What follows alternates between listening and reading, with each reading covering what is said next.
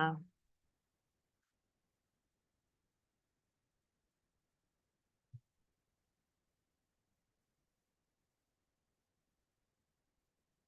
So we're just in a nanosecond, we're gonna be done here.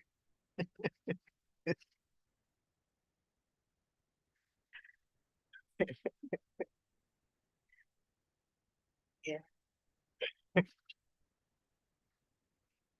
It's good if you bring cheese and some red wine too next time.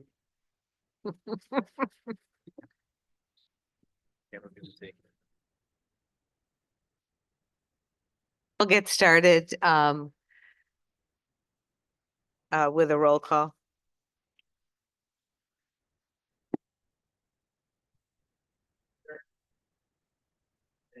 Here. Here. Mr. McMood. Here. Ms. Brogan. Here. Please join me in a flag salute, pledge of allegiance.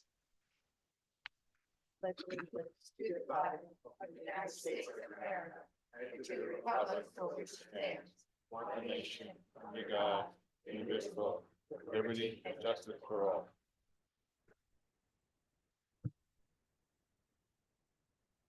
The Ridgewood Board of Education has been meeting in executive session pursuant to NJ 10:4-12. The minutes of this meeting will be released when the need for confidentiality no longer exists. And pursuant to the requirements of the Open Public Meetings Act, advance notice has been given to the Star Ledger, the Record, and the Clerk of the Village of Ridgewood. In addition, notices were posted in the office of the Board Secretary and in all school buildings. Welcome. I just wanted to comment that tonight's meeting has a single focus, and that's the 2025-26 preliminary budget that will be presented. So we'll start with comments from the public. We will then go through the budget presentation and discussion. And then we will also end our meeting with another comments from the public. And then we will adjourn, and our next full board meeting with all the different categories will be next Monday, March 24th, just to give that sense of it. So we'll open for any public comments. Now there's no one in the audience, but is there anyone with their, there is. We have Amy, you're on with the board. Hi. Can you guys hear me? Yes, we can. Okay, perfect. Yes, Amy McCambridge, Ridgewood resident. I'm just, commenting again and talking again because you guys were talking about budget. And to me, again, it just seems this board refuses to prioritize the health and the safety of our children. When you waste, to me, it's a waste, $80,000 on sport lights when children are drinking from unfiltered, potentially contaminated water fountains, and you have forced them onto these toxic fields without their consent. I just want it to be clear that you are knowingly exposing these children to dangerous conditions and you are doing nothing about it.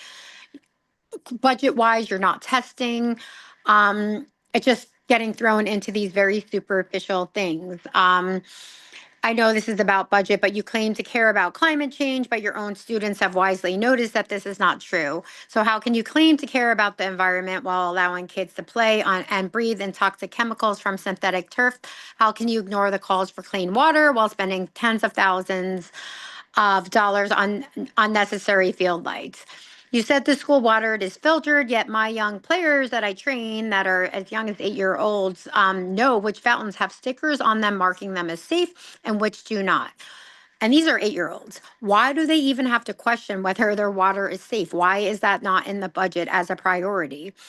And then there's the high school field in Stevens Field where you continuously send students for sports and wellness activities, and they are breathing in these toxins, running on synthetic chemicals, and absorbing whatever is in that untested soil and water without their consent or knowledge. And I just want to put this on the record again. You have not put in your budget to test the soil and the water for over a decade. If you continue to ignore these concerns, there is no doubt that these kids are getting sick and will continue to get sick. And when that happens, each of you must be held accountable. You cannot say that you were not warned. We have told you repeatedly, and yet you still choose lights over clean water, silence over testing, and negligence over responsibility. The only solution is to reprioritize the entire budget to get these kids in a safe environment, remove the toxic fields, and revert them back to natural grass. There's no such thing as safe turf. The safest field is the way nature intended, so I suggest we stop messing with it. Questions for the board would be water quality and safety. Why do some fountains have stickers marking them as safe to drink and others remain unmarked but still operational? And why is there no funding to fix any of that? 2, toxic turf and lack of testing. Why has no environmental testing been done on the soil and water at the high school field and Stevens? Are you guys prepared to accept liability when students become sick from exposure? Do you think it's ethical to force students onto these fields without disclosing the potential risk to them or their parents? And then the financial priorities. Why was 80,000 spent on lighting instead of addressing critical health concerns? When will this board stop ignoring what truly matters and start protecting these students that you are supposed to serve? Will you commit to removing these toxic fields and put that in the budget and returning them to natural grass? The time for excuses is over. Put it in the budget to test that soil and test that water, release the results, and start making decisions that protect these kids instead of putting them in danger. I'm just asking for you guys to do the right thing, especially when it comes to these kids' health, their well-being, and their future. The lights will not matter. Nothing will matter. What will matter are these kids and their health. If we continue to do nothing, history will remember this in action, and someone's going to be held responsible for the consequences. So I'm just going to end with a quote from Albert Einstein: "The world will not be destroyed by those who do evil, but by those who watch them without doing anything." So what are you guys going to do? I hope we revisit the budget and put forth what truly matters, and that's fixing the mistakes. And there's nothing wrong with that. It's a bigger person and a bigger example to these kids to be like, hey, Yeah.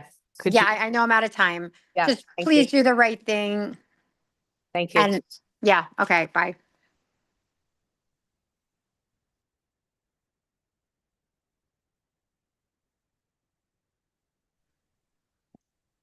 Christina Million, Ridgewood resident. Can you hear me? Yes, we can. Great, thank you. As far as the budget's concerned, I wanted to ask if PFAS filters are included in the 2025-2026 budget for all school water fountains at all of the schools. There's 5,398 students who would benefit for access to clean drinking water. And I know you guys know we get these Ridgewood Water quarterly reports advising us that kids and the elderly should not drink it. Yet some of the water fountains at the school still lack the filters. If the budget is that tight, which I find hard to believe, could the unfiltered fountains be shut off until we can guarantee clean water for our kids in 2025? My second question is about security and SROs, school resource officers. All 6 elementary schools currently lack them. It's my understanding, and I would love clarity and correction, that the majority of that funding for annual salaries comes from the BOE, around $60,000, with the Village of Ridgewood covering about $40K for other essentials. I brought this up in a recent Village of Ridgewood meeting, and they said this solely rests within you to lead the conversation. And so I just would like an update on where we're at with that, if the budget, includes that or not. These are the most vulnerable of our students, and so I really would hope that safety would be the top priority for everyone sitting up there. Another question that came up in a past meeting was, quote, the severe cleanliness issue at Hawes Elementary School, and we have not had an update on that. So President Brogan, I was just hoping you could update us, since you were the one who said that, and what the plan is in place for cleanliness at the schools. And then I also had a question in reviewing the budget. And again, I just seek clarity and correction. I read that there was like a 5.6, maybe I have this figure wrong. Anyway, there's $1 million cut budget to employee benefits. And I just don't know what that meant in practice. Like, are we talking about teacher salaries, healthcare, or pensions? Or like, I just wasn't clear on what the employee benefits reduction was. And so those are my 4 questions, just to repeat. PFAS filters, school security, Hawes cleanliness, and the employees benefit reduction issue. Thank you. Thank you. Okay, seeing no more hands, we'll start, Dr. Schwartz, with our presentation on the 25-26 tentative budget, and maybe you'll answer some of those questions along the way. Yes, thank you so much, President Brogan. Just for the folks who are with us, I just want to encourage you all. We are going to have one of the benefits of breaking out the budget, this preliminary budget meeting and the regular meeting, is that my superintendent coffee is actually scheduled for after this meeting. So if anyone wants to discuss with me specifically anything that's in the budget, any of these items, for example, school resource officers, anything, we welcome that conversation. That would be Thursday. So please do join us there. Just to clarify, just because Ms. McCambridge and Ms. Millian did take the time to join us, and they had a common concern there. One of the questions was PFAS filters. We did extend a few years back an interest in doing whatever we could to fit any compatible water fountains with filters, and we committed that we would even have to do installations to make sure at least every school had a PFAS filtered water fountain. The reason why we didn't try to make a much larger investment in that is that the Village of Ridgewood is in the process of adding, and I'm going to get the terminology wrong, but I know they're adding stations that are actually going to be filtering out all of the water. I did have a chance to talk with Rich Calby from Ridgewood Water, and they are on track to have that completed in 2026. So we did nevertheless get a quote for that. It is pretty exorbitant to change out all the water fountains in the district. I think it was in the tunes of the hundreds of thousands of dollars. Right now, it seems, considering the fact that they are on track to complete this project by around this time, I believe around this time. No, I don't know if it's this time next year, but it's in 2026. I'm not sure that that is the most prudent use of funds, as that will be the PFAS filtration component will be obsolete. The filters, the remaining water fountains that we do have do filter water, and they will work fine even after we get PFAS. So it seemed that that would be a short-term benefit for a large cost. We are not going to be recommending school resource officers tonight as part of the budget. I do believe in the school resource officer program. We did bring in 2 additional officers last year. Those officers are one at the high school, one at the middle school, one at GW. They're doing, I'm sorry, one at BF and one at GW. They're seem to be doing really well. They seem to be received very well. I would love to have a school resource officer, either some shared at the elementary schools or one at every school. I do believe in that, and I would hope to be able to bring that recommendation to the board at some point. The research seems to be pretty clear that we have, and it's pretty clear in our data too, that we have the majority of the need for the interfacing with school resource officers on the on kind of routine matters at the secondary level. But of course, obviously, we want to make sure that from a response standpoint, it is a great peace of mind to know that we have an armed officer in every elementary school. So certainly welcome those conversations moving forward, and we hope that that's a future budget priority. As far as cleanliness around the district, I know we've had a couple of different concerns come up over the course of the year. I have a lot of concerns about the state of the district and how well our facilities have been maintained. We do have some changes that we'll talk about in this budget. Mr. Matthews will speak about that, changes going into next year. In the meantime, we've been very pleased with at least some of the changes in the local leadership of the service that provides our current facilities management. There's been a lot of improvement lately. But our contract is up and we are going to move in a different direction. But nevertheless, we're grateful that the folks who are here with us representing that company are trying to finish strong here with us. And then finally, the benefits reduction issue. This was brought to my attention before. I think it might be a misreading of the line. So we'll talk about the slides, but I wonder if maybe there is a misunderstanding of how that table is designed to set up. We are not reducing, we're not making any reductions from health benefits right now So that reduction in the next line in the capital budget. in the capital budget. So the capital budget line might look like it's a reduction from the other line. So Yeah. there's an addition, there's an additional money for our benefit line. Yeah. And Correct. the decrease, that 5.6 is in the capital. Right, so Yeah. benefits are going up by 2 million or the capital budget is going down by 5 million because capital budget is based on whatever reserves we have at the end of the year. We use that money. So whatever are the surplus we have at the end of the year, we put that in the capital reserve and use it in the subsequent year for the capital projects.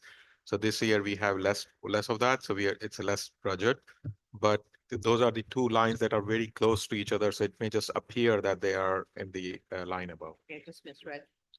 Great. Thank you for that. So with that, I'd like to turn to our budget presentation. Mr. Matthews is going to take a lead on the presentation, and I believe you're already set up behind me. So just a couple words, if I may, before I turn it over to Mr. Matthews.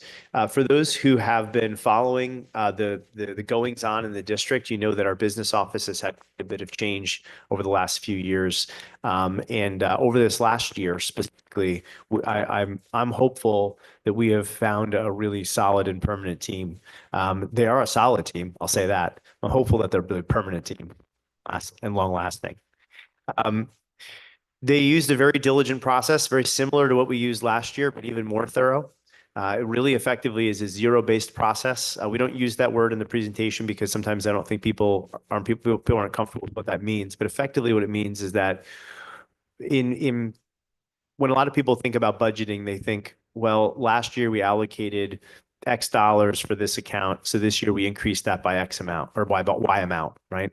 But the reality is that every year is pretty significantly different, and school budgets are really huge. So it's good to study trends, but we have to look at every year as a unique year. And that's what Mr. Matthews and his team has done. They met with all the different, I think I'm having troubles with my microphone.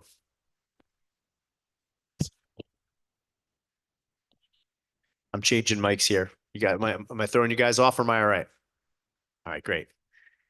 So, working with the departments and working with the schools, they really evaluated all of the requests and all of the past spending trends and recent spends to make sure that we're budgeting in a way that is accurate but conservative enough that we are safe and continue to generate some surplus, but to make sure that we're maximizing the dollars within our accounts to return them to the students. And as a result of that, even in a year where we're seeing a reduction, a small reduction, a notable but small reduction in in categorical state aid, we do appear to be able to advance some really positive educational initiatives by finding operational efficiencies and by being more efficient with how we use our staff.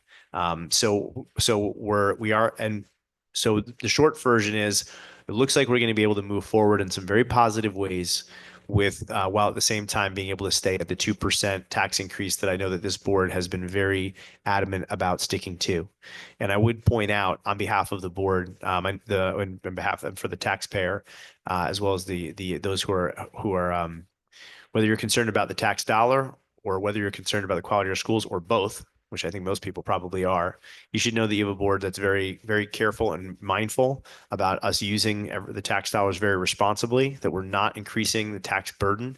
And in the inflationary environment that we're in, you might wonder how this is possible that we can continue to advance. And it's frankly just due to a significant amount of diligence from the administration, from the board, and a couple of positive breaks. So we think that we're happy to be moving in a good direction. We're happy to share some of the ways that we're progressing, but I do want to say that we are progressing cautiously on the basis of the fact that we do know that we are facing continued constraints moving forward. There's a little bit of a question mark on the long-term fate of federal funding, although right now we don't anticipate any major drop-offs. There is a question mark over state funding. We certainly saw a reduction this year, and I think there's a pretty good amount of concern and reason for good concern that our state is facing a bit of a structural deficit. And then on top of that, as a school district, we want to try to stick with 2% cap on how much we raise taxes because we know the tax burden here in Ridgewood is high. So we're going to continue to be very frugal and to be very disciplined, but we nevertheless want to make sure that we're still continuing to make progress to deliver the best education we can for our students. So we'll talk about some of that in detail, but of course we'll take questions.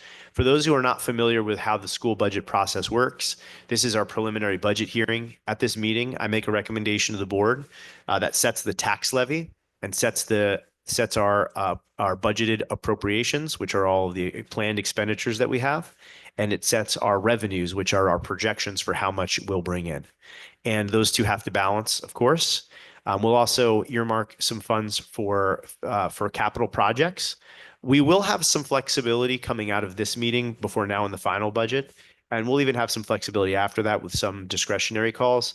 But as a superintendent, I want you all to know that it's very important to me to try to be as consistent as possible. And I've endeavored to lead the team in such a way that when we make recommendations here, anything that we're committing to, we'll be able to follow through on barring extenuating circumstances. And for areas where we're not 100% sure what that change will look like, we'll talk about some programs that we want to expand. We're doing our best to work with the efficiencies that we have. And between now and the summer, sometimes we see some things change, some personnel changes may occur. And so depending on how things break as we're planning and as we're evaluating, that might take a different shape. We might think that we're at budget for one position, but it turns out that we don't need that position. Or we might budget for one position. It turns out we need two. So there are a couple things that may change, but we're doing our absolute best to be clear. And I think we're going to give a decent amount of clarity tonight.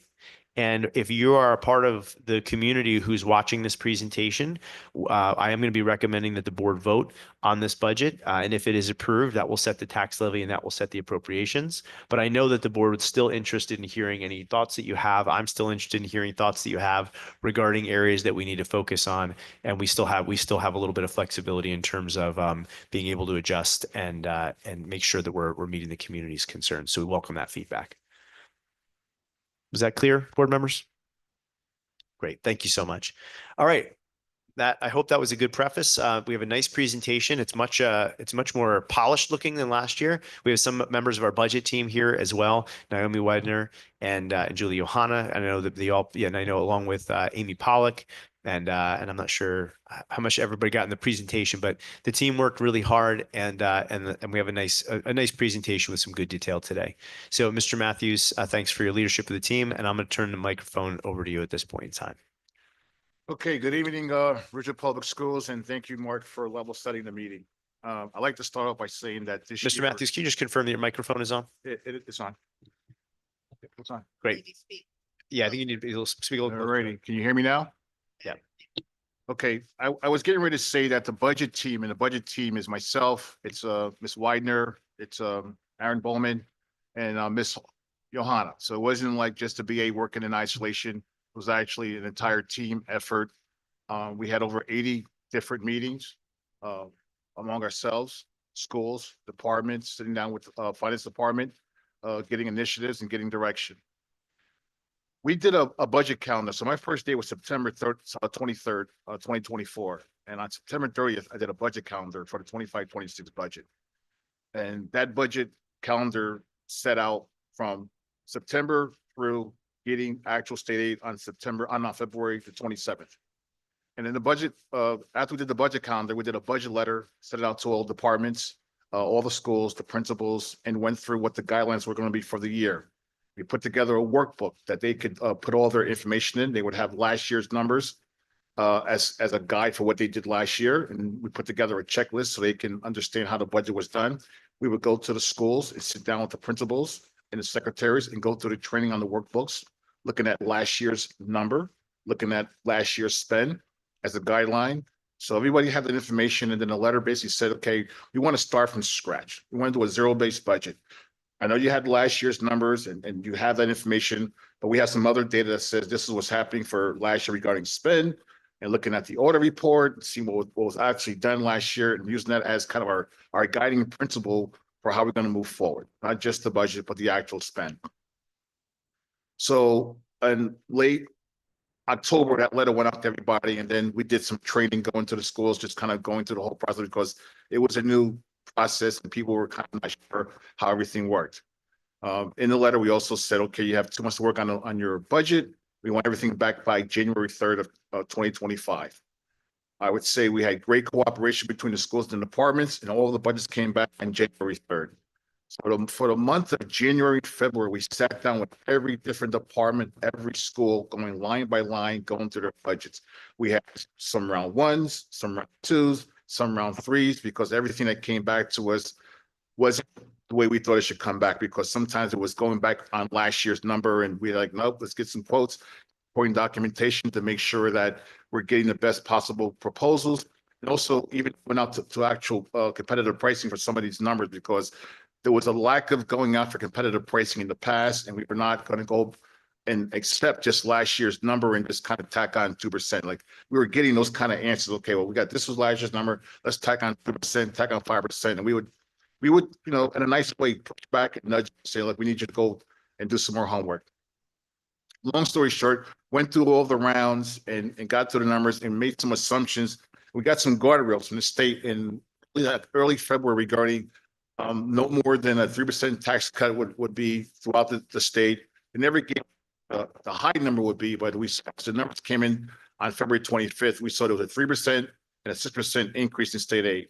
So we were going on the assumption of a flat in the beginning, 5% cut in state aid, or 10% cut in state aid. So we ended up at 3%, which was $218,000 reduction for us regarding state aid. And as Dr. Schwartz says, is going forward, we got to really manage to a much tighter budget. We were under what was called S2 for the last couple of years, and S2 was a reconciliation or a chewing up of the numbers for state aid under the School Funding Reform Act of 2008. So the last 7 years, we were getting state aid. Like that last year, we got $515,000. So we were hopeful for at least flat funding, but we ended up getting a cut of 3%. So by doing those assumptions, we had budgets for flat, 5% cut, 10% cut, and we're going to obviously make it, you know, work based on having those assumptions. So when the numbers came out on February 27th, we were able to balance the budget 2 days after the announcement, but the day that we received our state aid. So obviously on that date, we were balanced. We sent all the board members an email telling them that we were balanced. And after that, we had more meetings with finance and individual board members, just kind of going through the nuts and bolts and having further discussion and detail about what's in the budget and having the right approach regarding our reserves, and just having a collaborative effort on how we want to just not just balance the budget, but be able to move forward in a positive way, and knowing that the environment has changed from S2 to where we are right now. There's no clarification as to where we are right now. We're kind of like out in the cloud right now, but we should be thinking forwardly about having flat budgets going forward. So with that said, I'm going to go through the budget presentation and, you know, take your questions as they come forward. But I just wanted to kind of give you guys an update on terms of the process of the budget calendar. And even with CUSAC, you have to have that budget calendar done in advance. So these are the board members, and I want to thank my finance committee, Mr. Mahmood and Mr. McCallie, for their direction and guidance and patience as we were having multiple meetings going through finance and going through the budget process. I also like to thank our board president, Sheila Brogan, who has been given great direction to the team, the budget team, and Ms. Handy and Mrs. Robb, because everybody came in and had individual questions and concerns in terms of how we're doing the budget. So I want to thank the board for their diligence in terms of what they were doing to make this budget work for the Ridgewood Public Schools and for the taxpayer. So we're going to talk about the district. We're going to talk a little bit about our student highlights. We're going to give a budget overview and talk about future needs and concerns. So mentioned to you earlier, the budget objective was to start from the ground floor, to kind of rip the budget apart and start from scratch with a zero-based mindset, which is hard to really do when you've been going by prior year numbers year over year. We actually did a mid-year review and went through what actual was being spent in the current year and we're thinking not just the budget for 25-26, but with the mid-year review, we can look at their current spend and see whether or not we should close POs, whether money should be falling out to increase our fund balance. So we went through the current year and next year. And also part of our strategic plan is to provide the board with monthly reports so that we're just becoming more transparent and providing like fund balance reports and monitoring of current spend versus actual year-to-date spend. Also, the budget ripped up the facilities department to 3 separate categories. So right now we're under a contract with Aramark, which everything's under the one company, grounds, trades, and custodial. And we felt that didn't serve the needs of the district. We wanted to break it up so that we can have organizations or companies that were specializing in custodial handle that part of the contract. And if you were specializing in grounds, handle that part of the contract. And also we want to do is take the trades and bring the trades inside of our position control roster, which is becoming an employee of the district. So we have more control over the trades. We felt that there's a lot of money going out the door regarding a lot of work being farmed out and being sourced out, that we have control over these trades. We can manage some of those expenses that are going out. We actually did a 2 or 3 year, we did a 2-year review of all POs and work that went out the door, and felt that under our control, we can save a lot of money by having that work done in-house. So a lot of this stuff was not done haphazard. It was based on the data that we received, looking at prior year, looking at current year, and just seeing how things are being done in terms of being compliant, in terms of the purchasing and in the procurement. District facilities. So you'll see later on that the number for capital has been decreased. Last year, we took out $6.8 million in capital reserve. This year is 1.7. But one thing that we did was we beefed up deferred maintenance. We beefed up the comprehensive maintenance.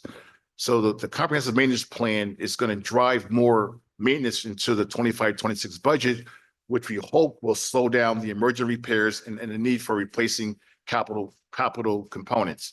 So there's a reduction in capital for 25-26, but an increase in comprehensive maintenance. And obviously, these are our facilities, and the goal is to protect the investment in our facilities so that they can sustain us driving instruction in a safe and friendly environment that is appealing to Ridgewood Public kids, students, and staff. This is the district by the numbers. One number in particular, obviously, everybody's concerned about is the per pupil cost for 25-26 budget. That number is $21,299. That's up from $20,449. As Dr. Short said, costs are going up. Inflationary costs are going up. All our admin costs, when we go through the advertised budget, you'll see a lot of these things have gone up year over year. I also want to give a huge thank you out to our HSA groups. We've been working very close with them in terms of what they're doing for students and staff. The Ridgewood Education Foundation has been really great, as well as the Alumni Association, just to mention some organizations on this sheet. So this chart here is showing a decline in enrollment over the last 5-6 years. One of the things that we're looking at doing is a demographic study to understand what's going to happen in the near term and in the future regarding our enrollment, and better make decisions on what those reports are going to show when we receive them. That hasn't been contracted out yet, but it's in the works for 25-26 to do a study. Curriculum and instruction objectives. So the budget supports MTSS, which is multi-tier system of support, which is a layered system of support for students in need. It also supports a new gifted and talented program, as well as enrichment. If Mr. Schwartz, you want to just kind of add to this anything, or is that? Yeah, that's great. Thank you so much. Actually, I would love to give Mr. Ross an opportunity to speak first. And if there's anything that I feel is needed to be added, I'll chime in. But Mr. Ross, why don't you share about some of our progress here in curriculum and instruction? Thank you, Dr. Schwartz. So we've made a lot of progress this year in some of these areas, but in the coming year, we really would like to focus our efforts on establishing and continuing the multi-tiered system of support across all of our schools, making sure that all of our kids are getting the appropriate interventions to move them forward.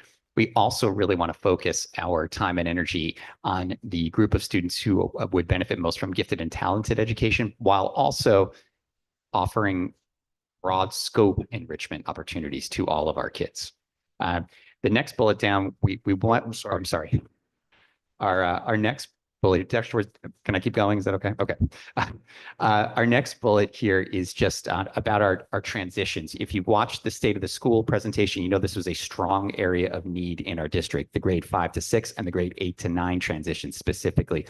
That work is underway in earnest. We actually had some of that work today on today's Professional Development Day, and we want to continue it next year and be sure that our kids are getting the best kind of preparation as they move from grade band to grade band. And finally, we want to continue equipping our staff members with the best resources and tools so they can support our kids in the best way. Thank you, Mr. Ross. I remember the conversation we had regarding bullet point number 3 regarding that transition period. So we had in-depth conversations during our budget reviews about items that are on this page. The budget also supports these 5 key areas of curriculum instruction, expansion of ESL services, reduction of guidance counselor caseloads at the high school, special ed instruction and case management, expansion of Ridgewood High School math offerings, and K-8 gifted and talented programs.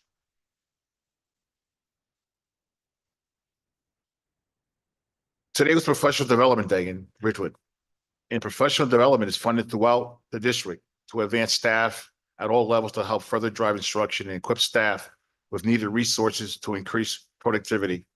One of the things that we want to do going forward is during PD days is make sure that functional groups are getting PD in other departments. My business office next year will be sitting into the special ed programs PD. They will be sitting in school climate PDs. They'll be sitting in the STEM PDs and data science. So, after today's PD, we realized that we need to get out of our silos, our department, and get into other functional groups so that we can just better serve the district by understanding what they're going through regarding driving education.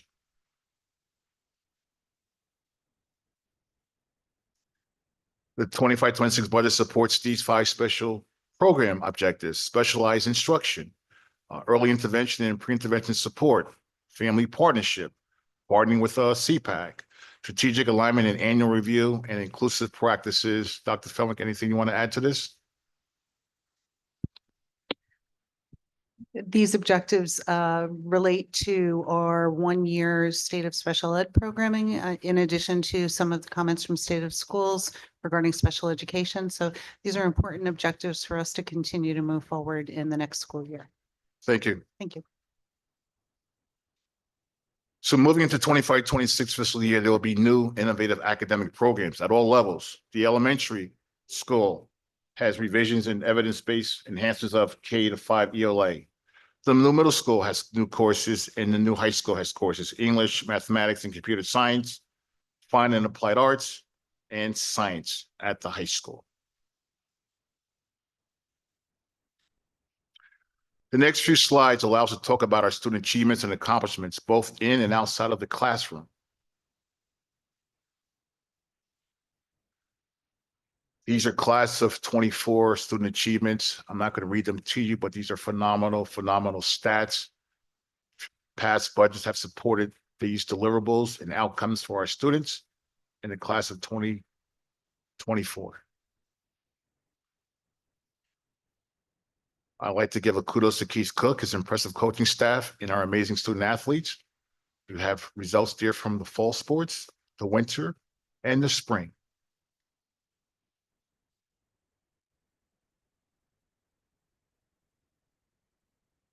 '24 class extracurricular highlights. There are many. To name a few is applied engineering, the Ridgewood High School percussion, the Ridgewood High School band, just to name a few.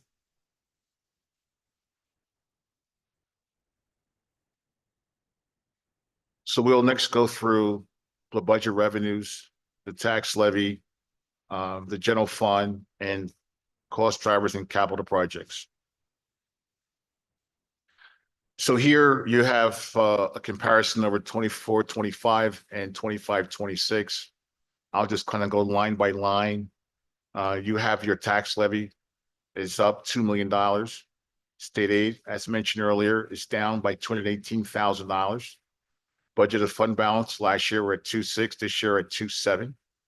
Capital, maintenance, and emergency, these are all reserve accounts. Last year it was $8.8 million. 6.8 was for capital. And this year that number is down because the capital expenditure is down a lot from last year. We're down to $1.7 million. So that's why you see such a reduction for capital, maintenance, and emergency reserves. Can I Ms. ask Lynn? a question here? Yeah. Sure. I think for a little bit of clarity, we put that 6.7 or $8 million in last year to pay for the new HVAC The Rod at Grants. Ridge and Glen. Glen. Yes. They didn't happen. We have now gotten bids for that. Right. We're in the process of vetting those and making decisions. And this summer, we expect those projects to stay in. So that's 6.7, although it's not sitting in this budget, it is still money available for those projects. That- So we're going to do those plus the $1.7 million worth of projects that you're going to Talk about earmark. later on. Yeah, Yes. okay. Yes. I just want that clear, because that maybe- looks like a big reduction. So, oh my gosh, we're not doing capital work. We are doing our capital Right, work. it may be more, all right? So 6 is Ridge and then 3 or 4 is the Glen. So combine it maybe 10 No. I or thought we 11. put 6.7. It's 6.8 was taken out, capital withdrawal last year, 6.8. That was our portion of the grants for the, for the two But don't projects. we have to pay everything now before? Well, and then wait again, for- so yes, the answer is that, yeah, we're gonna get reimbursed. All right, so that's why the number in capital for 25, 26 is lower because of the cash flow that we may have to put out like $11 million and get reimbursed. So that's why our share is 6.8 and the other part is a little bit, almost $4 million. So that's why the capital number for 25, 26 is 1.7 because we're gonna have to fund the full project and then get reimbursed. So do we have set aside $11 million for that project? Yeah, we had $15 million in capital reserve Right, okay, at the end of last year, 15. 15. But in this slide, we are showing 8. No, those are different. Those are all different reserves. It's capital maintenance reserve. Last year, maintenance, we did 1.5 million and we had $1 million in emergency. Those are combined 8.8. That's not just capital. But the combined should be more than 15, right? Yes, for just for capital, the combined, yes, yes. So the budget last year for maintenance was 1.5. The budget for emergency was $1 million. We took out 500,000 and the budget for capital was $6.8 million. So I lumped those three numbers together because they were reserve accounts. So before the budget for 24, 25, we had the obligation of $8.8 million. Okay. But we may have to pay more than 6.8 because the way the ROD grant works. And we may have to fork up another $4 million, which we have. So for cash flow purposes, we had to keep the 25, 26 number low. So it's at 1.7 for 25, 26. But as I said earlier, we beefed up the CMP for maintenance. Right. So once we complete the projects and maybe 6 to 8 months or whatever time it takes after that, state will reimburse that 34%. Then we may be able to use that for other capital projects. Right. Yes. So the $4 million then is the 1.7 and the 1.7 from. The one, the capital, ones, 1.7 from. the 1.7 for maintenance reserve, the Yeah. the 1.7 for the capital, and the other part was emergency. 500. Right. And miscellaneous is made up of community school, interest income and rent revenue. Tuition is up slightly. Medicaid is de minimis. And extraordinary aid revenue is projected at $3 million. And I think everybody here knows that we actually realized 2.6 or almost 2.7 last year in extraordinary aid. But we feel there's opportunities without getting into the weeds, into the details, that we can probably realize we expect to realize a little more than $3 million, but we're projecting that number at 3 for the 25, 26 budget.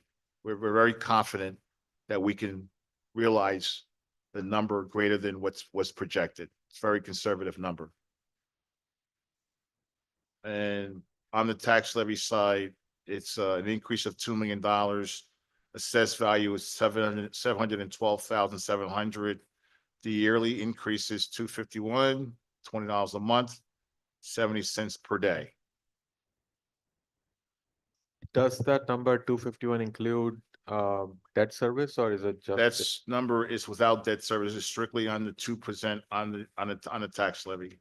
Okay. We did it exactly as you did it last year. And then for 25, 26, sorry, for 25, 26 revenues, this is just the same thing in a pie chart. These are the expenditures. So on the expenditures on the planned property has a big increase due to required maintenance. That number has been bumped up because as we did the CMP this year, we were going again, not by past year, because a lot of the reports in the past were just kind of like just moved over. We went school by school, looked at the annual reports and had a collaborative conversation with facilities on planned property. So that number is up a little bit. Transportation number, again, was a number that's reduced. It was really based on actual spend and not based on the budget, and worked with Mrs. Johan to really get a good number and using a CPI of 3.87%. So that number went down. Wasn't anything genius, but just we were able to get savings through better budgeting. School support reduction is due, not because of any cuts in programs, but a reclassification of positions like paras and music and library and some other positions. So it's not any cut of any staffing of any programs. It's just a reclassification of where items should be in the budget. This is a pie chart of the prior slides in terms of other. It's made up of non-salary. Non-salary is kind of like the only thing we really control. Non-salary would be like custodial. It would be supplies. It's things other than like, you know, salaries and benefits and stuff like that. Those things are not, those are really under our control. Procurement and purchasing, and that will be all stuff that's considered like non-salary. And capital projects to go each item. So this is a combination of the assessment that we paid the architect for on the high school situation. That elevator shuts down and our population on the third floor can't get out of the building, the elevator being shut down. So we thought we had a way to do it through a co-op, but we have to go out for bid. We do have numbers for that elevator, but we can't, we wanted to do it this summer. We cannot do it this summer because material and supplies and everything was not going to be in time for this summer. The elevator at GW, we can actually do in this fiscal year, meaning 25-26. That elevator is now currently shut down. It's been down for months. The boiler at Willard was on the priority list of top things that should be done according to the architect in your assessment. And that's the replacement cost for that. Hawes has extreme heat in their gym. And also the orchard roof replacement was another of those priority items that was on the assessment that came from the architect. That was a priority. And I realized that there was some flexibility with this number. You know, if there's something that were to go to the top of the heap, we can definitely look at that for a conversation. But the elevator at the high school is a must. These are kind of all must-dos, to tell you the truth.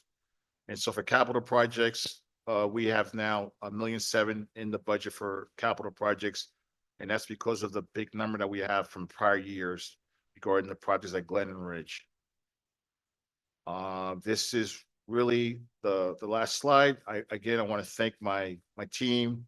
The budget was really, designed to make sure that we respect the taxpayers while advancing, the budget for Ridgewood Public Schools based on strategic mission, aligning our goals and priorities to provide resources where they're needed.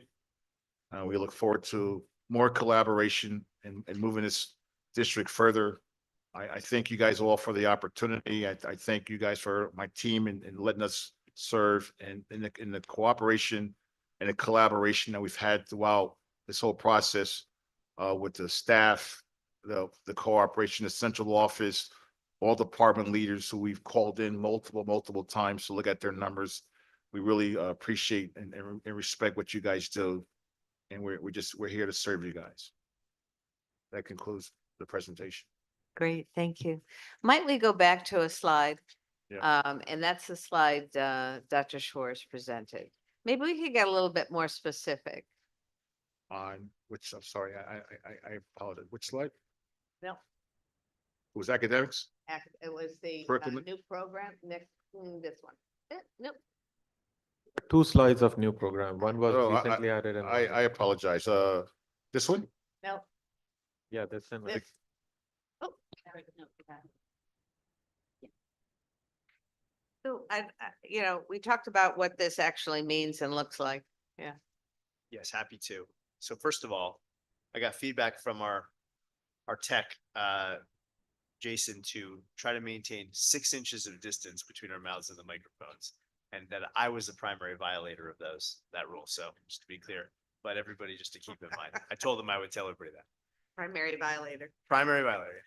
So, so if you took a look at the presentation when it was released on Friday, you might have noticed that this slide wasn't included, but after conversations with our board members after it was released, and just kind of reviewing it myself, I thought it would be more appropriate to be a little clearer about how we're accomplishing some of the things that we want to accomplish.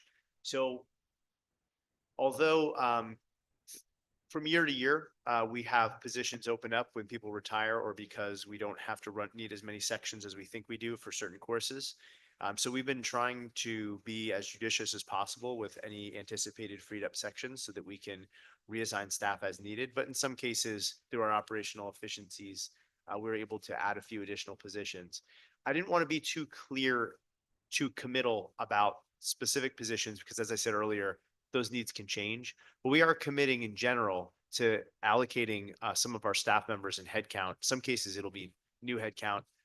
In almost all cases, most cases it'll be new employees that we'll be hiring. And there's a couple of places that we're expanding. We are seeing an increase of our ESL students. Actually, you know what? I've been doing a good job of letting other people talk. Ms. Murphy, would you like to talk about some of these new positions?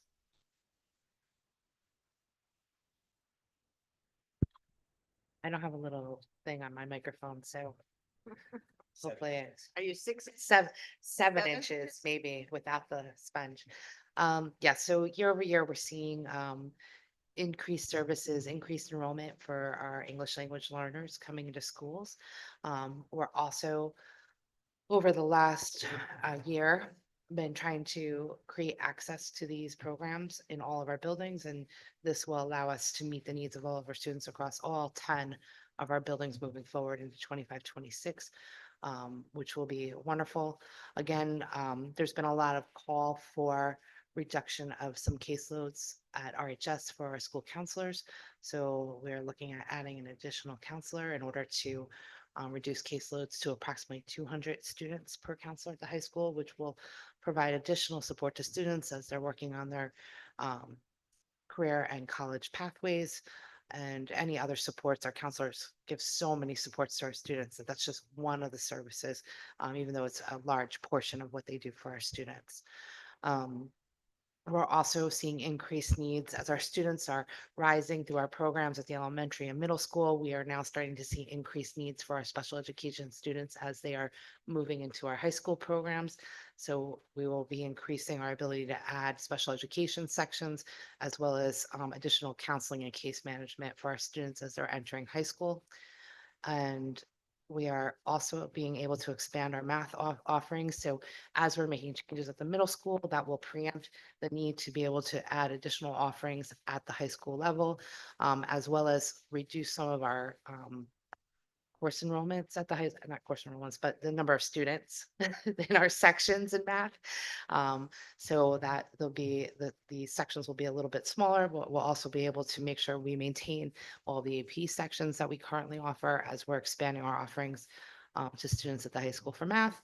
And then, of course, I don't want to don't want to steal Mr. Ross's thunder, but again, looking to fully implement our K-8 gifted and talented programming by adding some staff at the K-5 level and repurposing some staff at the 6-8 level to ensure that we are providing structured programming to our students at the K-8 level.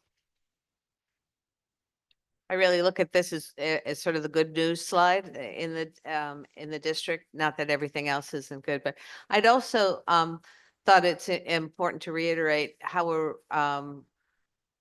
reconfiguring our building maintenance grounds, right? So as you said, we're doing our custodial services, but we're also looking at in-house bringing in our maintenance services and a building director. So there'll be a change to that and a grounds company, right? So what was being done in the schools over the last couple of years. So from the electricians, to HVAC, to plumbers and carpenters, we felt that a lot of work was being outsourced that could have been done in-house with better quality people. And the people are out there at market rates that we can afford, that are already baked into the budget. And situation with the fields, being part of the fields committee, I've been going to those meetings. I've been out at all the schools, walking the fields myself. I'm a former baseball coach, so I'm familiar with, how to maintain fields and stuff like that. So I see the erosion of the fields just based on what I see. Today I was at what's school was that? I apologize. Pause. So I can see where a lot of the stuff has been taken up and not even put back in place. And having a company specialize in fields, take care of the fields, because then I did it in a past life, is better than what we have in place right now. And having trades that we control, that we manage, that we can give our PD to, that we can train and tell them how we want things done in Ridgewood, will better serve the community and better serve our schools, because too much stuff is being farmed out. I think it's being done because the people are kind of less than motivated to do the work. So we kind of, a lot of times I see the requisitions coming through. Literally, I'm looking at requisitions that are coming through. So why didn't we do that work? And I'm just seeing work without butting heads that I feel we could do in-house, that I've seen work by normal trades do in-house. And there are items that are coming up for, can we do this? Can we do that? And then you have the conversation, you got to go out there and get quotes. And a lot of that work we should be able to do in-house. That I don't want to be specific to what the requests were. I feel that we could do the work in-house. And by having trades that we control that are under our jurisdiction and under the supervision of a director of facilities who's experienced at running entire facility structure, and having a manager custodial who could manage, who could train, who can inspect work, and we can hold that person accountable as our employee to make sure that the work is getting done, and hold that person accountable. I think it better serves the district. And like I said, things that are being deferred or pushed out, a lot of emergency repairs probably would not have happened with better control.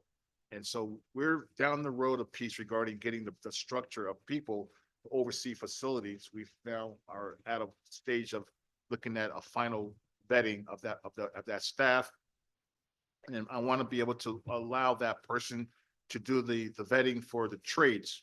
We don't want to, there's certain decisions we're trying to hold off on until we get the top structure in place. But we've got good feedback regarding grounds, had great meetings regarding different companies and seeing proposals about what they would do that's better, that we've compared to the existing contract, that the quality should improve a lot. So, Mr. Matthews, just want to summarize that currently we have one contract with one vendor where we outsource custodial service, we outsource ground maintenance, and we outsource management of those two, plus the mechanical team, all of the, and the third is mechanical team, right? So mechanical and electrician, HVAC person, plumbing, General so maintenance. general maintenance. So those are the three different buckets. One is the maintenance, the custodial staff, and ground maintenance, and then the management team that is looking at that. So those are the four big buckets. You are bringing that management team and the skilled trades in-house, Yes. and then you would still keep the grounds and the custodial service as outsourced services, but they would not go to one company, they would go to two different companies. Or it may be one, but there are two separate bids going out, one for custodial services and one for ground services, two different packages, right? And in the ground services, you will also merge our current landscaping and snow and all that contract. And snow, that was a very key point, and snow. And Right. also, we can save indirectly on the use of our vehicles by a lot of the grounds work that our people are using now. We'll save on the vehicles, maintenance and repair. So that actually is a question. So if we are bringing these trades in-house, electrician, plumber, HVAC person, a new director of facilities, Manager, custodial. or manager or custodial manager. So do we need to buy vehicles for them, or do we already have vehicles that we are providing to our current contractor No, we're that not, we will be able to reuse. we're not buying vehicles for them, but the use of our existing fleet regarding like snow plowing and regular trades. We met with companies. I said, no, we didn't get a number from them yet. Honestly, so what is the cost avoidance of you guys taking over the services in terms of us using our vehicles? Like, we don't have that final number on what cost we will save. There's savings that's built into it that we haven't really quantified yet. We don't have everybody's final number, but we did ask them to give us a cost avoidance number for the vehicles that we have now, because there's some that we have to replace. But it was something that I've talked to Ms. Johanna about putting in for 26, 27 regarding doing a look at vehicle purchases for, grounds and maintenance and stuff like that. But Okay. right now, we feel that there are vehicles that need to be replaced, but we didn't really put it in because they're at the end of the life cycle for sure, but we could buy some time. And if you have not already initiated the bid for the grounds work, That's, we It's already- have good numbers, but we're gonna do the actual bid within the next 2 weeks. right. So when you're doing the actual bid, there was one suggestion from the green team to look at the new suggestions that Village is Yes, proposing. we met and talked about that. Okay, perfect. So we would be going. So when I attended the green team, there was one suggestion that Pamper and then the team are working on at the Village side to bring in a new ordinance that leaf blowers, unless it's a 4-stroke leaf blower, or unless, oh, no, 4-stroke should be banned, and I may be confusing there, but there are 2 strokes and 4-stroke. So one of those produces more pollution than cars actually. 2-stroke. Yeah, so unless it's a 4-stroke, but in 4-stroke is very heavy to carry on the back. So 2-strokes are very bad for the environment and noisy. So the proposal was that if we are going out for the bid, we can add that with the new contractor that the leaf blower should be green or it should be 4-stroke, or if they are the person is riding on them, then those are fine. So those are not as polluted. So that is one proposal that will be added there. So that was one clarification. So we already have fleet, and we will not have to spend more on tools and fleet and all those things to buy when we are bringing these trades in-house, right? And what happens, so if we only have one electrician, one plumber, one HVAC person, like any trade where we only No. have one? No, we have 2 HVACs, 2 electricians. I think it's 1 plumber. We have a couple of general maintenance. I would have to go Right, through so that but position. wherever if we only have one and now they are employees, district employees would be entitled for vacation time and Yeah. sick time and all. So at that time, will we have what would be our backup? Because with the contractor is responsible to provide a backup. But if we have our employees and they are out, would we have vendors on the list that we can just call if there's an emergency, like a So- pipe break or something? Those are great questions. So one of the things that we see is some cross skill wise with some of the trades. They're general maintenance guys who can do some plumbing, general maintenance guys who can do some electrical work, so on and so forth. But we do it's in the budget for 2 electricians, 2 HVAC guys, couple general maintenance, and I don't want to misquote myself, but Right. we do have a plan for some redundancy regarding guys being in and out. And we obviously wouldn't let both guys be out at the same time. And if Okay. we had to go out and do a vendor for an emergency, whatever it is, but guys are entitled to vacation and time off and So, stuff yeah, like that. But that's my point, that you would still have vendors on the call list, right? So that if there's yes, a need. we would still have access to all those vendors on a Perfect. list if we were to have an emergency, if the work needed to be contracted out. I wouldn't use a sub. We would use a contracted vendor through, regular co-op and state contract. We still have access to all those guys.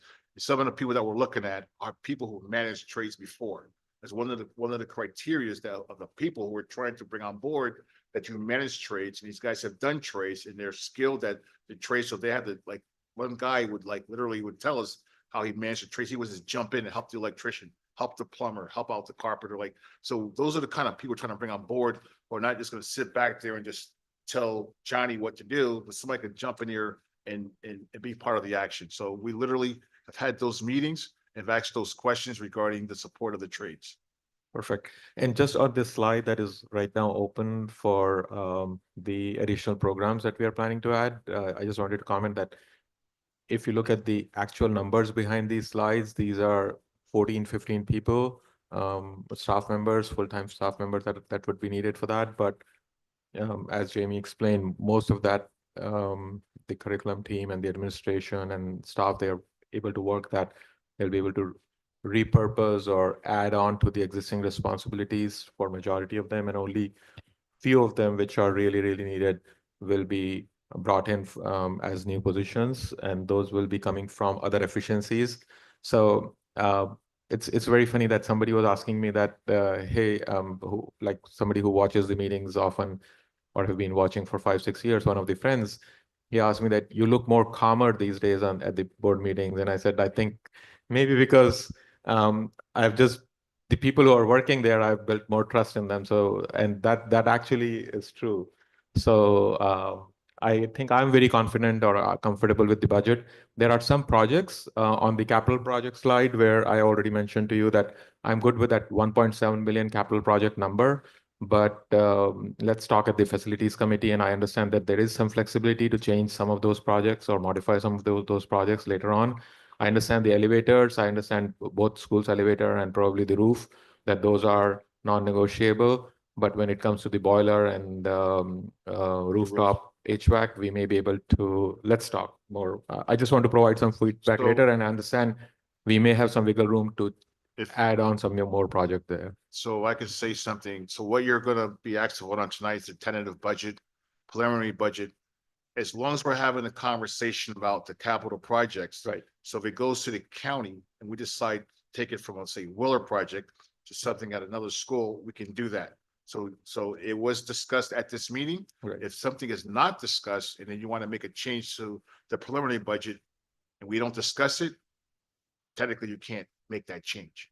But having had this conversation, the flexibility does Right, and exist. the primary reason for that discussion is there are some important projects that may be coming up based on the feedback that we are hearing, or since we are now hiring our own team, we should take their inputs for Yep. some of those projects, the HVAC project especially. And then once we have input from our own staff, then we can proceed with whether that is the right direction to go in with a new boiler or because Sheila has mentioned multiple times for Willard and GW that those are steam systems, and maybe we need to look at holistic what needs to be done there. So whether just replacing the current boiler is the right approach, or should we be looking at switching there instead of steam to water or going towards that direction, right? So whether that project is the right project or not, and whether a rooftop system is the right system or not. So we can have those discussions, but like, and overall, I understand the approach. Overall, I understand the numbers. Just the minor details. Once we have our own staff, let's talk to them, and then we may be able to replace some of those projects. Yep. But Fair. I'm very confident, and I'm very thankful for the amount of work that has gone in. I've seen some of those details. Like we are some projects, large projects, millions of dollars of projects where we at some point we only had one bidder, or the one bidder was not in the range where we were looking to be. This time we had 6 or 7 bidders. So that requires a lot of work. So I'm really thankful for that. Just a final update, as the contract for the custodial, we had 7 bidders and we're getting down to the end. We want to make an award by April, by the April meeting. Can I ask a follow-up question Sure. to something that Mr. Donnie said? So just, I want to understand the process. So what I understand you to say was that, for example, if the decision was that we would not replace the boiler at Willard, but instead might revamp the whole system or something like that, if that was substantially more than $600,000, and that's not in the budget, how do we fund that then? Do we have to wait for the next year? Do we, like, what's the flexibility? We would have to do a resolution by resolution to amend to it. withdraw monies in capital reserve Okay. that will allow for that project. But I think between the 5 projects of $1.7 million, I believe there's a cushion if something were to go over. Right, But again, and we these have are- some flexibility. these are about where budget we- numbers right now. And Right, I would think we could do it comprehensively regarding the full capital for 25, 26. Obviously, I think the elevator is a priority. Yeah, uh, no, that's clear. yes. I wasn't trying to argue the No, no, no. priority. So just we to would, we understand could that. do it comprehensively and get the numbers for all of the projects if we were to pull one out and bring one in. But I think we use this heat map to prioritize what we needed to do for 25, 26. So it's all in a category based on priority Got it. coming from the architect. I just want to make sure we had the flexibility. Yeah, this definitely- Financially and with the county as well. Yeah, and we caught a little bit of a break in terms of the bids that came in from the Glen and Ridge Okay. project too. We caught a bit of a break. Excellent. Thank you. So One of the approaches that we may be able to do, Mary, and it's just a broad suggestion. Finance committee will have to look at it. Mark and Richard will have to look at it, the feasibility of it, whether it's possible or not. But every year, right now, our position is that we will increase the operational budget by 2%, right? And there's not a lot of flexibility there because our in one of the slides where we showed that 86% of the expenses are pretty much fixed expenses, and whatever is growing there, the commitments, some of them are 3.25%, and some of them are outside the district that we don't even control. So those programs, if those expenses are increasing, those are not in our control. So we only control about 14% of the budget where we can play with. If our expenses are increasing at 3.5% rate, and on that operational budget, we are increasing our revenue or our local tax levy by 2%. State is now coming up. This year they had 3% reduction, and that's the forecast for next few years. Probably will be getting that type of reduction again. So we have our capital budget decreased from this year. We are able to invest less on capital. Slowly that will deplete. So that would be the first. Our reserves will deplete first. This year also we took out 1.7 million from the reserve, more than what we put in the maintenance reserve. So if we want to continue to do capital projects every year, we have a list of a lot of capital projects. District needs. Few years ago there was that $90 million bond referendum that was floating around. So my proposal there is, so where we think about 2% increase every year, if we start thinking instead of 2%, if we start thinking of 2.25, say that's a number, and that 0.25 would be towards debt service, not on the base budget. So it's not increasing your base, right? So if you take 0.25 or $250,000 on $1 million, 0.25, $100 million budget. So if you take that, actually it would be less, 0.25. If you take that much number, you can do $5 million of projects every year on capital, and 40% of that will be paid by the state. And that will fall out in 20 years. So it's not increasing your base. And that will also give them a predictable number every year to work on capital projects. So it can be a plan. It's a 5-year plan that in next 5 years, every year we will do these capital projects, and that is a sequencing. So it's a big enough number to get a lot of projects done, and it's a small enough number to only fit priority projects and not a laundry list of projects. Because so if we just say, okay, every year we'll just do a small referendum with the annual elections. So whenever there's an election, November election or June election, so at the election time, we'll do a one referendum of $5 million. That would come out to be, I think, $250,000 per year. And 40% will be paid by the state. It can become a predictable revenue stream for next, and it will fall off in 20 years. It's not a permanent increase. So that would be my suggestion. But you have to, the state aid isn't 100% because it has to be based on your on-house students when you're doing a referendum. So it's not a guarantee that it's always. What's not guaranteed in the state aid? The 40% from the state isn't a guarantee. It varies it's really 34%. Yeah, 34%. 34%, yeah. but it's not a guarantee because you can see as referendums are going through that they're not all getting the same amount because it's based on your on-house students. So there were some projects we did in our 48 or 40, whatever that was, $45 million in 2008. But I thought those were the projects that were related to field. There's not everything you do doesn't always translate into state aid. Yeah, except the fields. It was not Well, you based have on the this. fees, but you Right. also have this formula they use on non-house students. It's just an interesting thing. So it's Yeah, not but a still, guarantee. you're, have you're to getting a look lot at of money from the state. We are not spending 100% of our money for capital projects. No, I understand Whatever what you're number we saying. can get from state, and that gives the administration a predictable revenue stream for next few years to identify and do the projects every year. Understand what Because you're saying. right now, they would they have to wait until the end of the year for surplus. And if there's a surplus, then only that projects can be planned for next year. I understand what you're saying. One of the things, being a user of the buildings for 25 years while I was a teacher, I was very excited to see that you're bringing back the trades to be Ridgewood employees, because that's how we started out. And over the 25 years, I saw a lack of attention and to detail and to quality of the buildings, because you would bring in one person to fix something if the bathroom was leaking, and then they did their work, and if it wasn't good, they brought in somebody else came. There wasn't that consistency and pride of doing their work. And I do think, as we all do in our own homes, we want to be on top of these repairs so they don't turn into bigger repairs. I can't tell you when you hear the water just, as a taxpayer and teacher, hearing the water just run in the toilet all day long, and you know how the water's being wasted because they couldn't get a plumber there to fix it because it was an outsourced person. Having people in the district, they can get people over, get it addressed.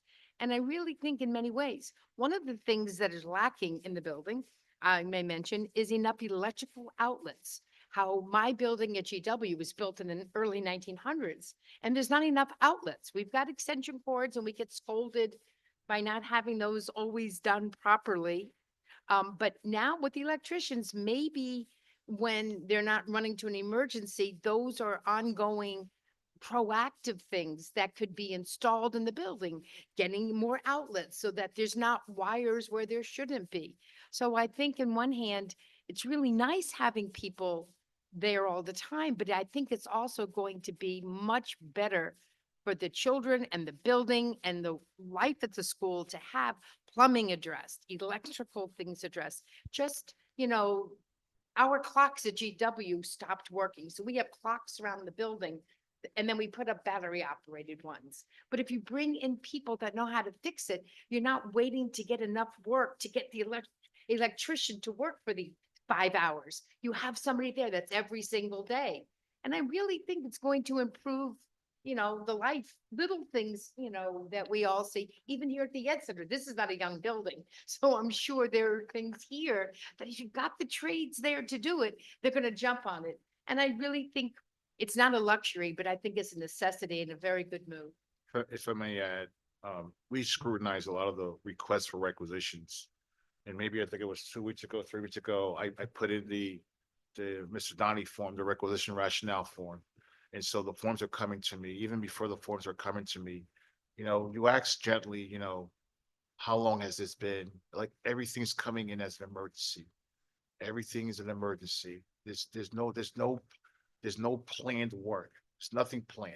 Everything is a reaction, is an emergency. It's got to be done now. Like, even today when we did procurement training, one of the things we asked the secretary was, what is a fair amount of time for you to turn around for us to approve a requisition? It's getting to a point. We asked you to plan it out. They said, okay, turn it around in 2 days. But everything that I'm getting is, I got to approve it like right now. Everything. It's like there's no room. Like, I got to drop what I'm doing, or the skies is like everything. There's no plan. It's frustrating because you got to stop what you're doing, because if you don't get that thing approved, then they're gonna say, well, I gave it to the business office and they didn't get it approved. It probably should have been done a while ago. It's So- frustrating. So as we're talking about, this redesign, it will be important to see that what we are thinking will happen does happen. So when you no longer need as many outside vendors coming in, we've saved X. So I'm charging our finance committee next year to really take a look at, what is that? Is it really materializing? And of course, it will also be part of, we'll get some reports in facilities. But to me, that, if we're gonna make this change, which I think sounds really good and it really sounds workable, let's make sure that those efficiencies, we realize those efficiencies, and if we're not, then how do we do it? So, Key thing is we gotta hire the right people in the Yeah. trades. That is the key thing. We gotta hire right electricians that can do the work themselves, the right plumber. Like in the Aramark contract, there's like a clause, if it's over a 2-inch leak, it's gotta go out to a vendor. If it's a 2-inch leak, they'll do it in the house. Like, so if it's 4 inches, you can't do it. There's a lot of stuff like that that's in the contract that is just costing us more money. Like, I, I don't Right. want to, I don't want to keep mentioning scenarios that I've literally ran into myself that are costing money that I don't believe we should be, that's great. spending. That'd be great. Yeah. Follow up on what you said. I'm violating the rule. Sorry about that. That's 6. But I just want to be clear on what you're charging the finance committee. I take this seriously, right? So we want to make sure that we're getting the efficiencies that we anticipate. But we also want to make sure that we're getting the benefits to the better facilities, right? Right. Better facilities, better attention to detail. So it's it's the benefit as well. I just wanted to make sure because it's kind of a double tracked thing. It is. And I So think that's it's why it's something sort that of we need to- facilities and finance. And the yeah. experience of the people in the building, which I thought that was really important, what you just said. Okay, thank you. So we have to find a way to measure that. I mean, we haven't quite gotten to that point yet. But I do have that 2-year study that we did to look at the POs. And we could do a comparison between the work that's being outsourced versus the work that's being done in-house. So we have to come up with a way to measure the performance of these guys and to show that bringing them in-house and paying salaries and benefits and whatever overtime, whatever it is, there's a gain to the district in terms of savings. So we can outsource non-salary vendors and an in-house work that's being done. We need to look at being able to measure that. But the key thing is definitely hiring the right people in the right trades. We right now have a less than enthusiastic situation because there's been quiet and we feel there's a lack of motivation right now because they're waiting around for what's going to happen. They literally have asked me, well, what are you going to do about the trades? What are you going to do about this? So this transition is going to be tough, I think, for the next couple of months regarding what's happening with everything, custodial, not so much ground, custodial and the trades. I know the motivation. I don't feel any energy. Did you have anything? No? Great job, team. All right. So, I just, yeah. I'm not in facilities, but on the curriculum Yeah. aspect of it, I wanted to say briefly that I wanted to thank your team. I wanted to thank everybody, every single person sitting at this table. And for the really thorough, comprehensive analysis. But, with regard to when we talked about expanding some of our programs and improving our programs, I mean, having just spent a couple of months with Mr. Ross on the strategic plan, which I know will be unveiled, shortly. It's very exciting to be able to think about not just what we're doing to improve things as they exist now for our students, but also to dream a little bit and think about what we can bring into the district. And what was very exciting for me as I sat here and listened to you was that this budget, as it's been put together, reflects some dreams, some improvements. It reflects community comment and support, particularly with regard to what we're doing in special ed and the hard work that Dr. Fenwick did in preparing that special ed report. And it felt to me like everything was coming together. Which I just think is a very, very positive way to propose a budget. And so I really look forward to us seeing the fruits of that as the year comes by. And I just wanted to really congratulate you all again on it. Thank you, everyone who's here. And, so that's it. Thank you. I just want to add something that I thought Mary was talking about, but on the curriculum slide, I think I won't go into exact details because that would be coming in the next meeting. But since we're talking money here, budget, there are some programs that we'll be introducing next year that are being funded by the Ed Foundation. So thank you to the community also for chipping in and funding the curriculum activity or curricular support. Okay. All right. So, Dr. Schwartz, did you have anything more to add? I mean, thank you very much. Thank you. Mr. Matthews and Jamie, and Dr. Benwick, and Brian. I would just extend it also a thank you to the community. We have a very engaged community and groups like folks who come out to my superintendent coffees, to the League of Women Voters, to a variety of other community groups. We have a lot of advocates in the community, as y'all know. And it's been great having all these conversations. So I hope that this is a year where we can move some things forward. I hope that people, can see in this budget that we're listening and we're really doing our best for the kids. And thank you to the board. Thank you to the team. Proud of all of you, proud of all the work that you've done, and look forward to implementing this for the new year and rolling out the strategic plan, as Ms. McCallie mentioned, in just a couple of weeks. So April 7th. And these recommendations, of course, are in alignment with the preliminary look I've had at the strategic planning documents. Thank you, everyone. So we can go on to our resolutions and motions not included in consent agenda. So the first is, I think we'll just take them one by one, maybe. Adoption of the 2025-26 proposed tentative budget for submission to the Executive County Superintendent of Schools. So this is a preliminary budget. It goes to the county. The county looks to make sure that we are following all the efficiency. New Jersey School Learning Standards, aspects they of make it. sure that we're following the New Jersey School Learning Standards, protecting our investment and stuff like that. Yeah, that we're in compliance with that. Mhm. Yes. And they will approve it, hopefully. And from there, then we move forward with our hearing on the budget. Final adoption. Yeah, Yes, which so this- is May, No, April. oh, sorry.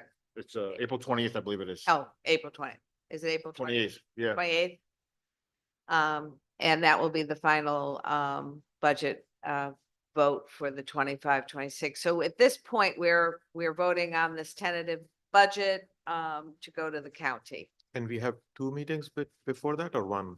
We Uh, have the 24th and April 7th. Right, so we have two. 24th and April 7th. So we have two more meetings. If anybody has more feedback, there are two more meetings where there are public comments when we can hear the feedback. Yes. Okay. A second. Okay, motion by Mrs. Mahmood, second by Mr. Donnie. Okay, roll call, Mr. Donnie, Yes. Ms. Sandy, Yes. Ms. McCallie, Yes. Mr. Mahmood, Yes. Ms. Brogan. Yes. Yes. B is approval authorization to withdraw from capital reserve for other capital projects. And this is what was listed and already discussed. So we are, I move that these Second. withdraw. Motion to second? Second. Second, Mr. Mahmood. Roll call, Mr. Donnie, Yes, and I want to add a comment with my vote in the minutes that I would like to discuss the exact projects with the new in-house facility manager and then approve them. so noted. Ms. Sandy, Yes. Ms. McCallie, Yes. Mrs. Mahmood, Yes. Ms. Brogan. Yes, but I want to just be clear on what you're asking, Mr. Donnie. Are you asking that no decision be made until we have a facilities manager on staff? No, I'm Oh. saying that we are voting for $1.7 million. Right? We are sending that to the county. But my understanding, based on everything that I have talked so far, is that once we have our own team in place, I will have that flexibility to talk to them in the facilities meeting, understand with them that is this the right project to do for especially like the Willard boiler and the Hawes rooftop. And if they have a different feedback or we have a different priority at that time or allocation, then we will be, my understanding is we'll be able to go to the county and say, hey, this is what we budgeted. But instead of 600, we are spending 300 on this project, or this is how we are changing. We have some flexibility to go back and change the capital project there. But then you could miss, you could miss the summer project window. That's fine. Doing it right is more important than missing a timeline for me. If So you're I think assuming I these think are it's not fair. right, so I'm not sure. Yeah, I think it'll just be something you guys discuss. So. Yeah, it's not happening this summer anyway. It's, I don't think it's happening this summer. Yes, elevators and roof, yes. No, the elevator cannot happen this summer because of the timelines on getting material. No, I said GW can happen in the fiscal year, yes, not in the summertime. Right. Yeah, we wanted to get the high school done this summer, but we couldn't do it because of the. We have timeline. two big HVAC projects happening this summer, which is Ridge and Glen. Yeah. So we should take a look at those. We should see how they go before we do another two big HVAC projects. I appreciate that, but I get very nervous when we talk about HVAC and boilers and when we're told, you know, after an assessment that we need imminently to replace the existing boiler. I agree with you 100%. It always has to be done right. And you want to proceed thoughtfully and with purpose. But my worst nightmare is the boiler not working like in January, you know? And well, you can shrug your shoulders. No, but I'm then not what do we shrugging do the with the shoulder. kids We at have- Willard when that happens? So I just let me just finish. Yes. I just would ask that when it is discussed at facilities, you consider the age of the boiler and you do a cost, you assess the risk of not having a boiler at all versus what needs to be done in the time. I think all of that needs to be taken into account. That's all. And when I'm making that statement, I am taking all of that into account. Okay, Yes. great. Well, so then we're in agreement. And I can just clarify, the point's somewhat moot because the two projects that we have are so ridiculously expansive that we've had to shuffle the whole summer around just for those projects. So this Ridge and Glen HVAC, those two buildings are basically going to be shut down all summer. So the whole district is kind of in upheaval over the summer to be able to make sure that we meet all of our commitments and get those projects done. But also typically for the timeline's sake for future budgets as well, it's not, this is also not a great time to bid for summer work because it's kind of last minute. So we end up usually paying top dollar if we try to get something done this summer right when it's bid with the budget. So typically we would strike it in the budget. As Mr. Matthews mentioned, it would be executed sometime in the fiscal year. If it's something that can be done during the year, then we'll try to do it during the year. But usually the summer's off the table in the budget process. At GW is shut down right now, so the year doesn't matter if it's November, December, whatever time frame. It's down. Well, you know, I just want to be careful of delays that then cause problems. So, but we'll discuss in facilities. Approval, authorization to withdraw from the maintenance reserve for required maintenance activities. This was showed in the budget. This is this is $1,749 and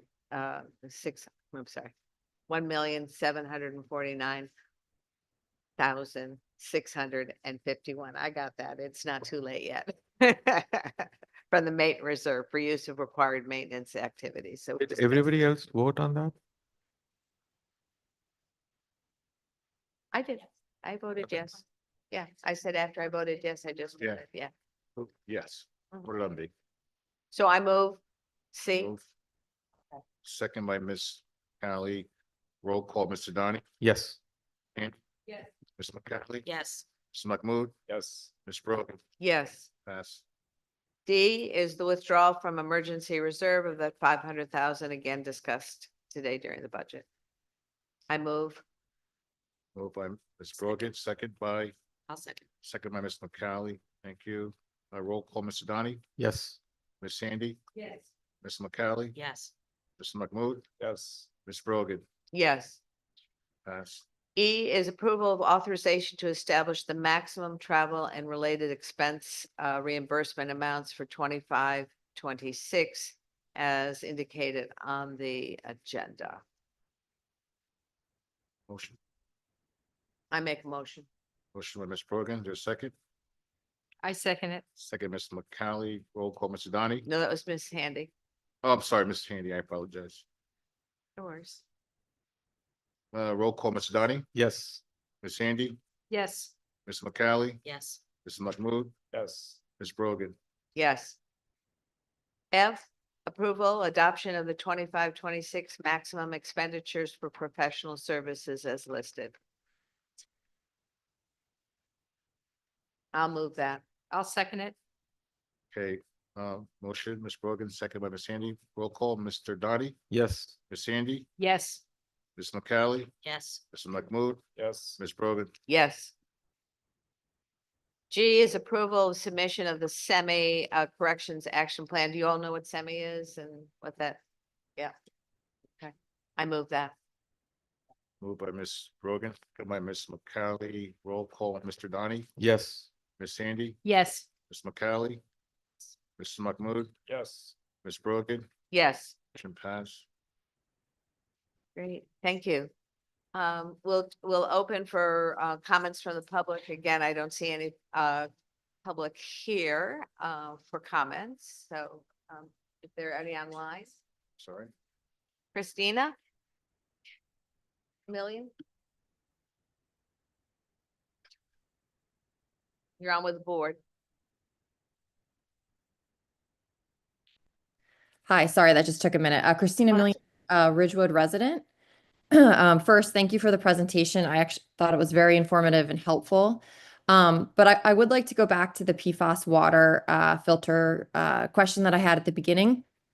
And I just like to request, could we, turn off any water filter, water fountain in our school that doesn't have a PFAS filter? Can we just simply shut them off?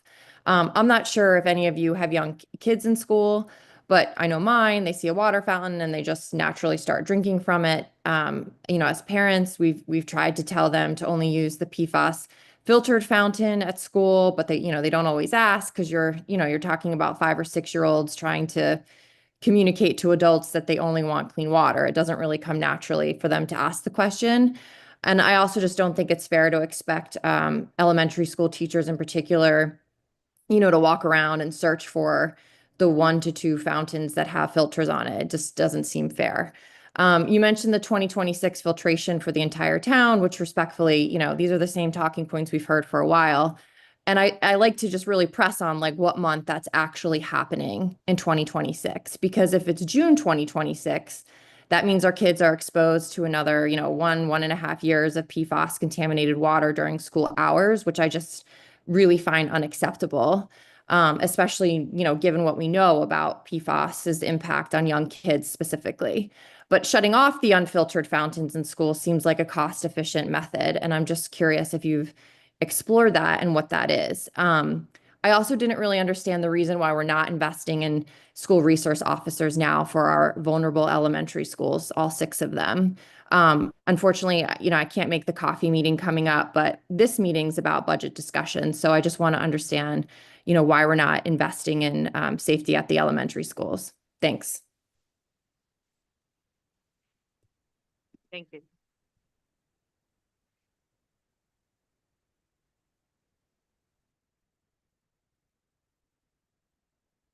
I don't see any more hands raised. I'll close public comment.